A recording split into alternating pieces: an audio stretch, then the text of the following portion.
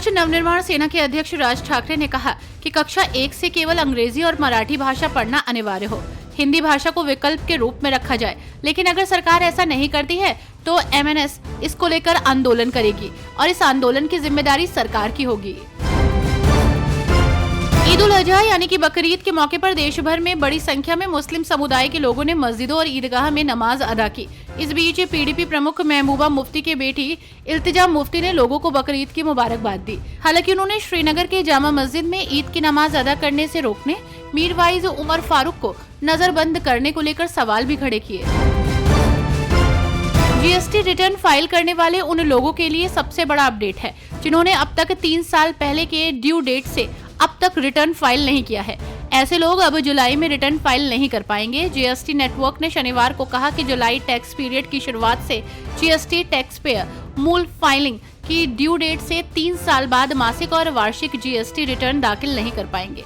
जुलाई 2025 की टैक्स अवधि का मतलब है कि करदाता इस साल अगस्त में मासिक रिटर्न दाखिल करेंगे।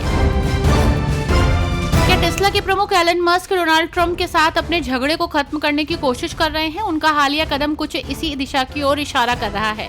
दरअसल मस्क ने एप्स्टीन फाइल्स के साथ साथ कुछ दूसरे एक्स पोस्ट जो डोनाल्ड ट्रंप की खिलाफत को दर्शा रहे थे उन्हें डिलीट कर दिया है।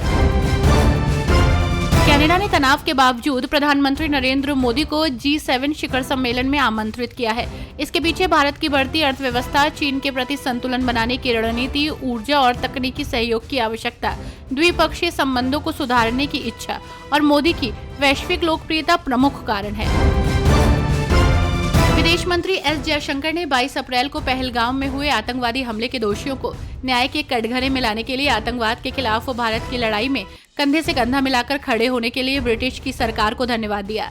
एस जयशंकर ने नई दिल्ली में हैदराबाद हाउस में यूके के विदेश सचिव डेविड लेमी के साथ प्रतिनिधिमंडल स्तर की वार्ता की। उत्तर प्रदेश कैडर में आईपीएस अफसर की वरिष्ठता में 1989 बैच के आशीष गुप्ता दूसरे नंबर पर है और उनके वीआरएस लेने पर सपा अध्यक्ष अखिलेश यादव ने सोशल मीडिया प्लेटफॉर्म एक्स पर पोस्ट लिखा है। ये चिंताजनक है कि उत्तर प्रदेश पुलिस के वरिष्ठतम लोग जो वर्तमान व्यवस्था में महत्वपूर्ण पदों से वंचित रखे गए वो इन अनैच्छिक परिस्थितियों में ऐच्छिक सेवानिवृत्ति लेने पर मजबूर हैं।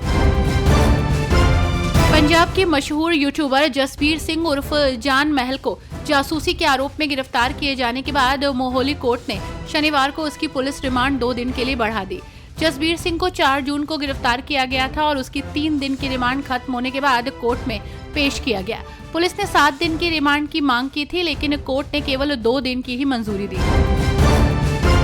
उत्तर प्रदेश के बरेली में इन दिनों अमर ज्योति यूनिवर्स निधि लिमिटेड घोटाला काफी चर्चा में है। कंपनी ने हजारों लोगों को बड़ा मुनाफा दिलाने का सपना दिखाया और उनसे करोड़ों रुपए जमा करा लिए, लेकिन जब पैसे लौटाने की बारी आई तो कंपनी के सारे जिम्मेदार लोग फरार हो गए।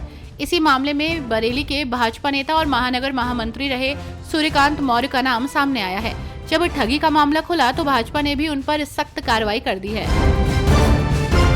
कांग्रेस नेता उदित राज ने लोकसभा में नेता प्रतिपक्ष राहुल गांधी के उस बयान का समर्थन किया जिसमें उन्होंने महाराष्ट्र चुनाव में धांधली का आरोप लगाया है। उदित राज ने चुनाव आयोग पर निशाना साधा और कहा कि उन्होंने ईसीआई ने फर्जी मतदाताओं के नाम जोड़े और हटाए जाने के बारे में कोई जवाब नहीं दिया है।